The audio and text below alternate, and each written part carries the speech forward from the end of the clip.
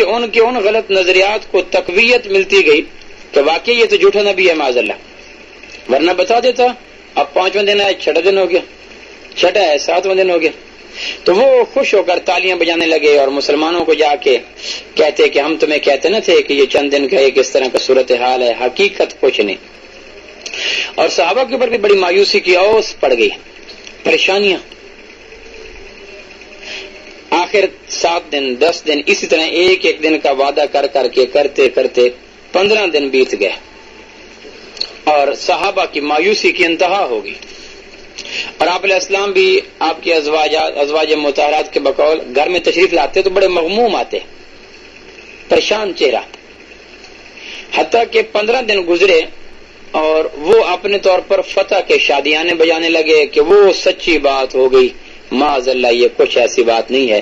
تو 15ویں دن جبریل علیہ السلام آپ علیہ السلام کی خدمت میں حاضر ہوئے اور ساتھ 70,000 فرشتے اور بھی تھے، اور انہوں نے آ کر آپ علیہ السلام کی خدمت میں سورہ کہف کو اتارا اور کہا اللہ کے محبوب یہ جو آپ سے سوالات کرنے کے لیے آئے تھے ان تینوں سوالات کا جواب میں یہ لے کے آ گیا ہوں، اور میرے ساتھ یہ 70,000 فرشتے اور بھی آئے ہیں، اور آپ ان سوالوں کے جوابات ان کو دے دیجیے۔ تو آپ نے فوراً پوچھا جبریل سے کہ اتنے دن تاخیر کیوں کر دی؟ ہم پہ جو گزری ہمیں ہی پتہ ہے، اور پورے مکی فضا ایک مغموم ہو گئی تھی، بڑی پریشانیاں، تو پہلے کیوں نہیں بتلایا؟ تو اس پہ جبریل علیہ السلام نے ایک بنیادی بات آپ کی خدمت میں عرض کی، کیونکہ یہ قرآن مجید کے قصے برائے قصے نہیں، ان میں چھوٹے چھوٹے سبق نکلتے ہیں، اور اگر آپ ان کو غور کریں تو یہ چھوٹے سبق نہیں، بہت بڑے بڑے واقعات بیچ میں سے نکلتے ہیں۔ میں ان کی طرف بھی اشارہ کرتا جاؤں گا کہ قرآن ان واقعات سے ہمیں کیا کہنا چاہتا ہے۔ محض وقت گزاری کا مشغلہ نہیں ہوگا، بلکہ ان واقعات سے ہم کیا سبق لیں، آج ہم کیا کریں۔ تو 15 دن کے بعد آپ نے پوچھا کہ پہلے کیوں نہیں لائے؟ تو اس پہ جبریل علیہ السلام نے سورہ کہف کے اندر ایک آیت تلاوت کی، اور یہ جواب تھا آپ علیہ السلام کی خدمت میں اس سوال کا کہ اتنے دن بعد تم وہی کیوں لائے ہو، شروع میں لے کے آ جاتے۔ تو اس پہ آیت پاک یہ تلاوت کی وَلَا تَقُولَنَّ لِشَيْءٍ إِنِّي فَاعِلٌ ذَلِكَ غَدًا إِلَّا أَن يَشَاءَ اللَّهُ، کہ میرے محبوب علیہ السلام پہلے دن جب یہ لوگ آپ کے پاس اپنے سوال نامہ لے کے حاضر ہوئے تھے تو آپ نے ان کو کہا تھا کل بتا دوں گا، آپ نے یہ کیوں نہیں فرمایا تھا انشاءاللہ کل بتا دوں گا؟ اللہ اکبر۔ اور اس پہ آسمان والا اس بات پہ عجیب محسوس کر رہا تھا کہ میرے محبوب اگر آپ نے بھی مجھے اپنے ساتھ نہ لیا تو باقی لوگ مجھے ساتھ کب لیں گے؟ آپ نے اپنے کام اگر میرے بغیر، میرے تعاون کے بغیر، میری مدد کے بغیر، میری چاہت کے بغیر آپ نے بھی کرنے شروع کر دیے تو باقی لوگوں تک نکھری ہوئی نتھری ہوئی پاکیزہ صاف ستھری توحید کہاں سے پہنچے گی؟ جب آپ نے اپنے روزمرہ کے معمول میں مجھے ساتھ نہ لیا تو باقی لوگ کب لیں گے؟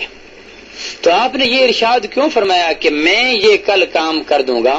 یہ کیوں نہیں فرمایا کہ اگر اللہ چاہے گا تو میں یہ کل کام کروں گا؟ بھلا اللہ کی چاہت کے بغیر کائنات میں کچھ ہو سکتا ہے؟ تو ہوگا تو وہی جو اللہ چاہے گا۔ تو آپ نے اس بنیادی چیز کو نظر انداز کر کے تنہا پرواز کیوں کی؟ اور کیوں ان کو یہ کہہ دیا میں یہ کل کر دوں گا؟ ہم کتنے مرتبہ یہ کہہ جاتے ہیں اچھا میں کل آ جاؤں گا، اچھا میں آدھے گھنٹے بعد آ جاؤں گا، اچھا میں پرسوں یہ کام کر دوں گا۔ تو یہاں یہ اتنی اہم تعلیم ہے کہ نبوت کو یہ ارشاد فرمایا جا رہا ہے کہ میرے محبوب آپ بھی آئندہ کے لیے انشاءاللہ کہنا، اگر آپ نے نہیں کہا تو باقی مجھے ساتھ لے کے کب چلیں گے؟ اس لیے ہم نے 15 دن آپ کی ذات کو بھی، آپ کی وساطت سے صحابہ کو بھی اتنے پریشان کن حالات میں گزارنا قبول کر لیا، لیکن توحید پہ سودے بازی نہیں کی۔ اور 15 دن آپ نے کہہ دیا تھا کہ اگر اللہ چاہے گا تو میں کل بتلاؤں گا۔ جس دن آپ نے یہ جملہ ارشاد فرمایا اس سے اگلے دن ہی آیات اتر آئی ہیں انشاءاللہ۔ اس کے بعد آپ بڑے محتاط ہوتے تھے۔ طفیل بن عبداللہ رضی اللہ عنہ ایک صحابی ہیں، انہیں خواب آیا، خواب میں عیسائی پادری ملے، تو یہ ان عیسائی پادریوں سے کہنے لگے تم کتنے اچھے لوگ تھے اگر عیسیٰ علیہ السلام کو اللہ کی قدرت میں، اللہ کے اختیارات میں شریک نہ کرتے، تم کتنے اچھے لوگ تھے۔ تو یہ پادری کہنے لگے خواب میں طفیل بن عبداللہ رضی اللہ تعالیٰ عنہ کو کہ تم کتنے مسلمان اچھے لوگ تھے اگر اللہ کی اختیارات میں اللہ کے نبی محمد صلی اللہ علیہ وسلم کو شریک نہ کرتے. تو طفیل بن عبداللہ کہنے لگے ہم تو نہیں کرتے. تو یہ پادری خواب میں کہنے لگے تم نہیں کہتے ما شاء اللہ و ما شاء محمد صلی اللہ علیہ وسلم, تم نہیں کہتے جو اللہ چاہے جو اللہ کا رسول چاہے. تو چاہت کس کی چلتی ہے؟ تو صبح ہوئی تو یہ صحابی آپ علیہ السلام کی خدمت میں حاضر ہوئے کہ یہ اس طرح رات خواب کی بات ہے تو اس کے بارے میں آپ کیا ارشاد فرماتے ہیں. تو نیا وہ واقعہ سامنے پیش آ چکا تھا. تو اس پہ فوراً آپ نے فرمایا نہیں قل بل شاء اللہ وحدہ لا شریک لہ, آئندہ کے لیے کہا کرو جو اکیلا اللہ چاہے گا وہ ہوگا, جو اللہ نہیں چاہے گا وہ نہیں ہوگا. پھر اسی اثنا میں ایک اور صحابی آ گئے, انہوں نے آگے کہہ دیا ما شاء اللہ و ما شئت, جو اللہ چاہیں جو آپ چاہیں. تو آپ نے فوراً فرمایا اجعلتنی للہ عدلا, تم مجھے اللہ کے برابر کھڑا کرنا چاہتے ہو کہ جو اللہ چاہے جو میں چاہوں. اللہ چاہے گا تو میں چاہوں گا, اللہ نہیں چاہے گا تو میں نہیں چاہ سکتا. ایک بدو آیا آپ علیہ السلام کی خدمت میں, ملمشیہ, کس کی چاہت چلتی ہے کائنات میں؟ آپ نے فرمایا المشیۃ للہ تعالی, اللہ کی چلتی ہے. وہ بیٹھا تھا کہنے لگا فإنی أشاء أن أقوم, میں چاہوں تو کھڑا ہو جاؤں, میں چاہوں تو اتنا میں چاہوں تو کھڑا ہو جاؤں. اس کے جواب میں فرمایا بل شاء اللہ ان تقوم, اللہ چاہے گا تو کھڑا ہوگا. اور کہنے لگا فإنی أشاء أن أقعد, میں چاہوں تو بیٹھ جاؤں. آپ فرمایا لا بل شاء اللہ ان تقعد, اللہ چاہے گا تو بیٹھے گا. سامنے تھا درخت کھجور کا, تو کہنے لگا فإنی أشاء أقطع هذه النخلة, میں چاہوں تو اس کھجور کے درخت کو کاٹ دوں. اور فرمایا نہیں اللہ چاہے گا تو یہ کٹے گا. وہ کہنے لگا میں چاہوں تو نہ کاٹوں. آپ فرمایا اللہ چاہے گا تو یہ کٹنے سے بچے گا. یہ سوال جواب ختم ہوئے, اوپر سے جبریل علیہ السلام آپ کی خدمت میں حاضر ہوئے, سلام کیا اور ساتھ فرمایا میرے محبوب علیہ السلام آپ کی اور بدو کی سوال و جواب کی گفتگو کو اللہ نے آسمانوں پہ سنا ہے.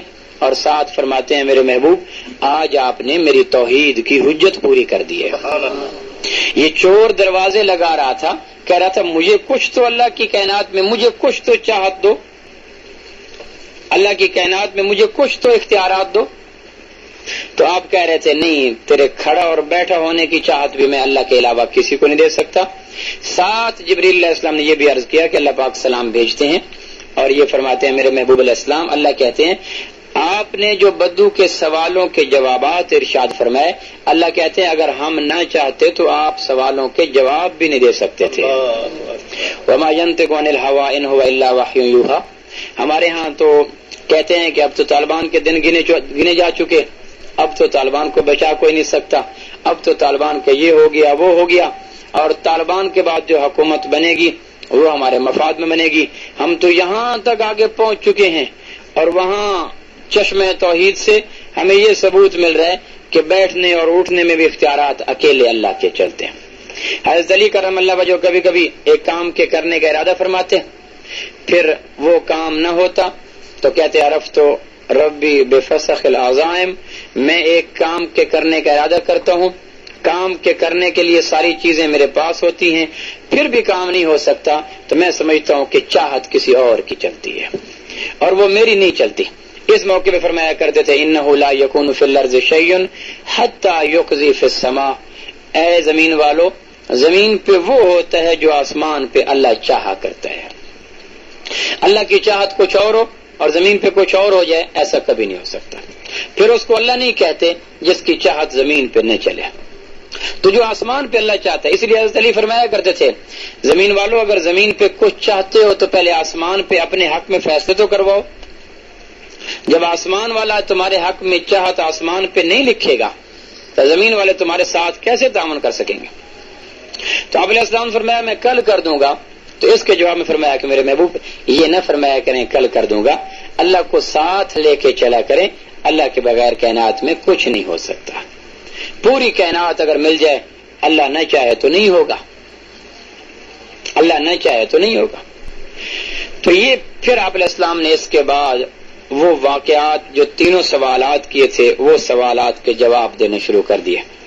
تو آج ہم آپ کے سامنے پہلے واقعہ کی کچھ تفصیلات قرآن مجید اور کتب حدیث, کتب سیرت, کتب تواریخ ان کی روشنی میں جو پہلا واقعہ کہ اصحاب کہف کون تھے، اس کے متعلق پہلا سوال کیا تھا، ام حسبت ان اصحاب الکہف والرقیم، یہاں سے میں نے بات شروع کی کہ یہ کون لوگ تھے اور ان کا واقعہ کیا تھا.